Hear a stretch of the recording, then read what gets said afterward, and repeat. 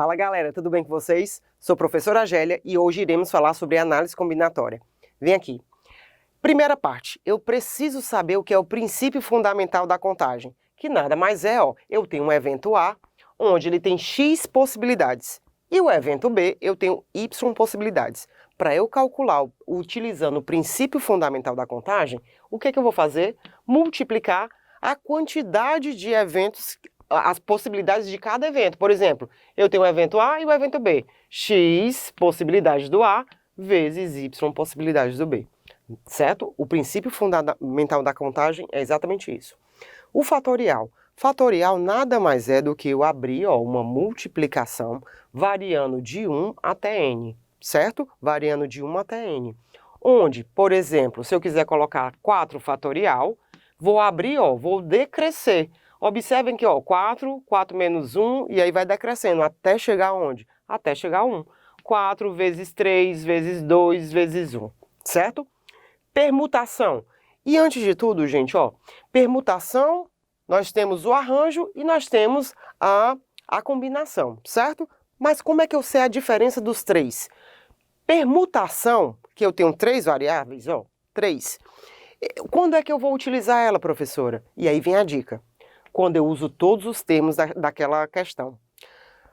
Simples. Pn é igual a n fatorial. Vou utilizar que normalmente é utilizado em anagramas, certo? Com repetição. Professor, o que é que difere esse do de repetição? Simplesmente porque aqui vai aparecer alguns termos que se repetem. Como, por exemplo, quantos anagramas tem a palavra arara, certo? Observem. Arara. Arara, né?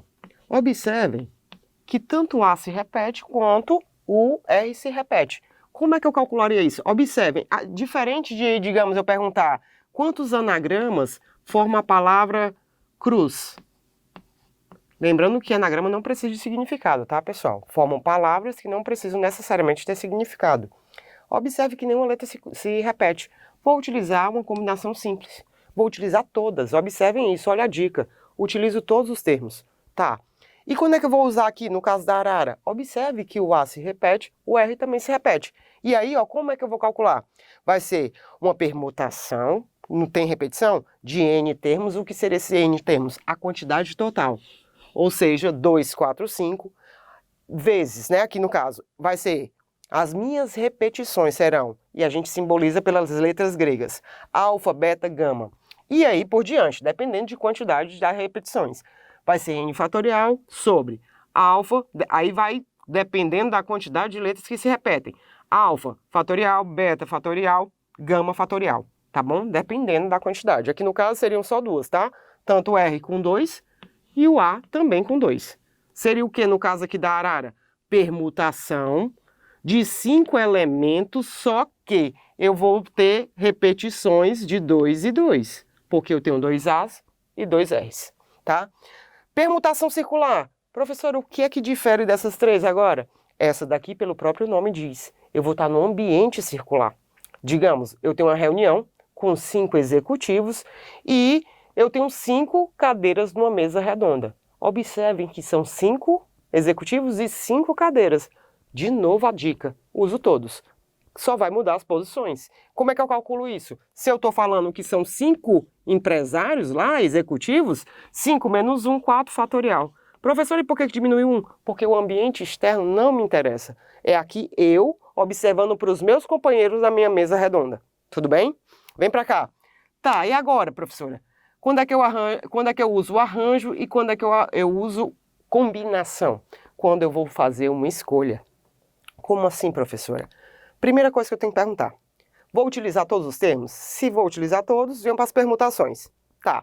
Se eu vou fazer uma escolha, digamos, eu tenho 5 pessoas e vou tirar 3 delas. Eu estou fazendo uma escolha. Eu não vou utilizar todos. É a primeira diferenciação de permutações para combinação e arranjo. Tá. E aí vem a segunda pergunta. Dentro das escolhas, a ordem importa? Aí tu vai e responde, arranjo. Opa, se a ordem vai importar, se vai alterar aquela classificação, arranjo, se ela altera, arranjo de NP, onde n fatorial sobre p n menos p fatorial. certo? Observe aqui já que a gente explica. Tá, e se a ordem não importa? Não importa, eu vou para, ela conserva, tanto faz eu mudar as posições, vai ser uma combinação de NP, onde N fatorial, P fatorial, N menos P fatorial, certo? E aqui, observem isso. Vamos dar um exemplo. Eu tenho aqui uma comissão, vou formar uma comissão de 3 pessoas e cada uma delas vai fazer a mesma função. Importa se eu chamar José primeiro, João primeiro? Não. Ambos vão fazer a mesma coisa. Aí a pergunta, vai alterar? Não. Se vai conservar, uso combinação. No entanto, tem um pódio, são 5 corredores, o pódio altera? Com toda certeza. Primeiro lugar é diferente do terceiro, que é diferente do segundo. Se a ordem altera, arranjo, olha só. Espero que tenham gostado do vídeo, pessoal. Até o próximo.